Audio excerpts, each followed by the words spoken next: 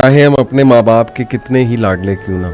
बेशक। वसीम भाई, ये कोट है इशफाक अहमद साहब का मेरे सामने, तो यहीं से आगाज़ करते हैं आज की बात का कि डू यू थिंक कि ज़िंदगी वाकई इतनी मुश्किल है? बिल्कुल, असल में दुनिया की सबसे जो गैर यकीनी चीज़ है ना वो ज़िंदगी है, और सबसे यकीनी चीज़ मौत है।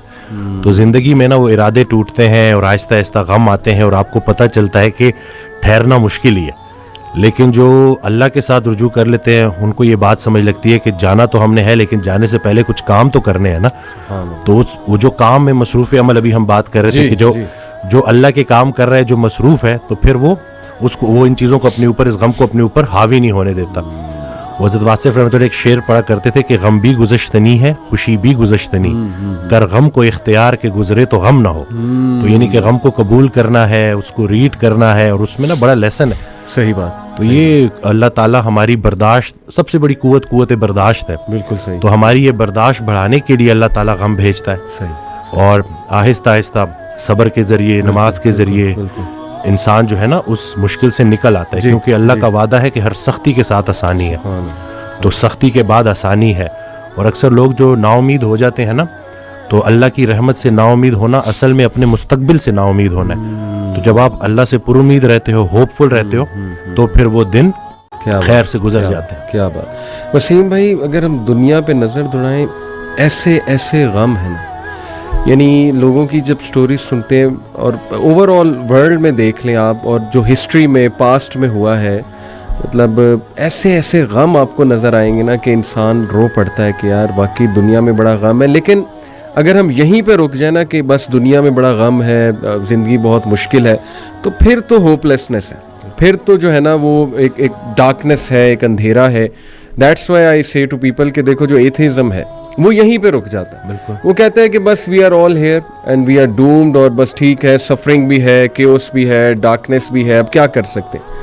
बट जब तक इस्लाम हमारे पास है ना वसीम भाई, देखिए अल्लाह सुब्हानहू व तआला ने पहले ही हमें बता दिया, जैसे आपने कहा ना एक्सेप्टेंस, अल्लाह ने हमें एक्सेप्टेंस दिलाई है कि देखो इसको एक्सेप्ट करो कि ये दुनिया एक मुश्किल की जगह हो, यहाँ तुम्हें मुशक्कत करनी होगी, स्ट्रगल करनी होगी, वी विल टेस्ट यू।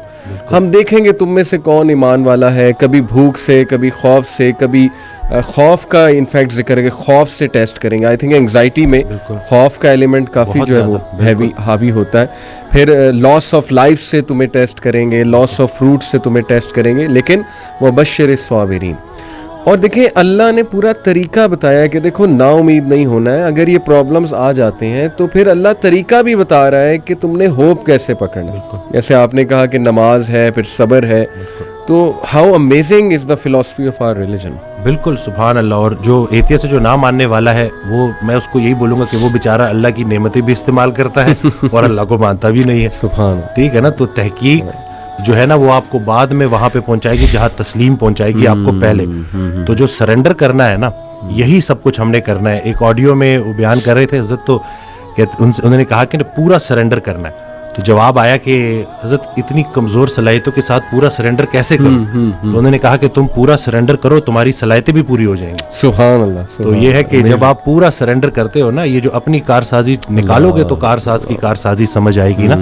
तो ये जो अल्लाह है ना, ये हमारे इरादों को तोड़ता है, और नहीं आती कोई परेशानी उस वक्त तक जब तक वो बड़ी परेशानी को टालने ना आई हो। वो एक वाकया सुनाते थे कि एक बंदा एक अल्लाह वाले के पास जाता है और कहता है कि मेरा मकान नहीं बिक रहा, तो दुआ करें। तो उन्होंने कहा कि नहीं, तुम्हारा मकान नहीं बिकेगा, जाओ। तो वो बड़ा परेशान होता है, फिर दोबारा जाता है, कहते हैं कि आप दुआ करें। कहते चलो मैं दुआ कर देता हूँ। वो मकान बिक जाता है। तो वो अल्लाह वाले के पास जाता है और उससे पूछता है कि आप जब मैं पहली दफ़ा आया तो आपने कहा कि मकान नहीं बिकेगा, सही, और जब दूसरी दफ़ा आया तो आपने कहा कि बिक जाएगा। तो कहते हैं कि पहली दफ़ा जब तुम आए थे तुम्हारा माथा रोशन लग रहा था, सही, तुम्हारे माथे पे खुशकिस्मती के आसार थे। दूसरी दफ़ा जब तुम आए तो तुम्हारे माथे से बदकिस्मती के आसार आ रहे थे, क्योंकि बड़ा बदकिस्मत है वो इंसान जिसकी जिंदगी में उसका घर बिक जाए। तो जो चीज़ तुम अपने लिए पसंद कर रहे हो, जिस चीज़ पे तुम जश्न मना रहे हो, वो असल में तुम्हारे अस्तगफिरुल्लाह का मुकाम है, जिसको तुम अल्हम्दुलिल्लाह कह रहे हो। सही। इंसान जो है ना वो जल्दबाज है।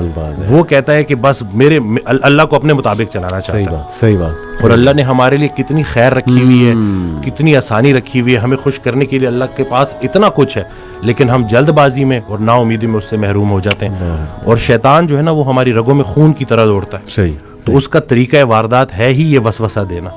وسوسہ جو ہے نا وہ ایمان کی نفی ہے, اور یقین جو ہے نا وہ وسوسے کو نفی کرتا ہے. کیا بات. تو ہم نے یقین کو پختہ کرنا ہے. یقین نور ہے, شک اندھیرا ہے. تو اسی طرح سے یہ وسوسے کے اوپر سوال کیا گیا تو حضرت کہتے ہیں کہ میرا اللہ پہ یقین بے گماں ہے جو علم بن گیا. تم بھی وہ یقین پیدا کر لو, تمہیں بھی علم مل جائے گا. زبردست. تو یہ جو شک ہے نا وسوسہ, یہ آج کل بڑا کامن ہے ویری کہ یہ لوگ اسی وجہ سے نا اندھیروں میں ہے. جی جی تو شک کی وجہ سے. بالکل. اچھا یہ آپ نے جو بات کی نا کہ انسان جلد باز ہے, اس میں مجھے قرآن کی ایک آیت بھی یاد ہے. اللہ سبحانہ و تعالیٰ نے انسان کی نیچر بتائی ہے. سورہ معارج میں اللہ سبحانہ و تعالیٰ کہتے ہیں کہ بے شک ہم نے انسان کو نگرڈلی اور اینکشیس پیدا کیا. بالکل جلد باز ہے.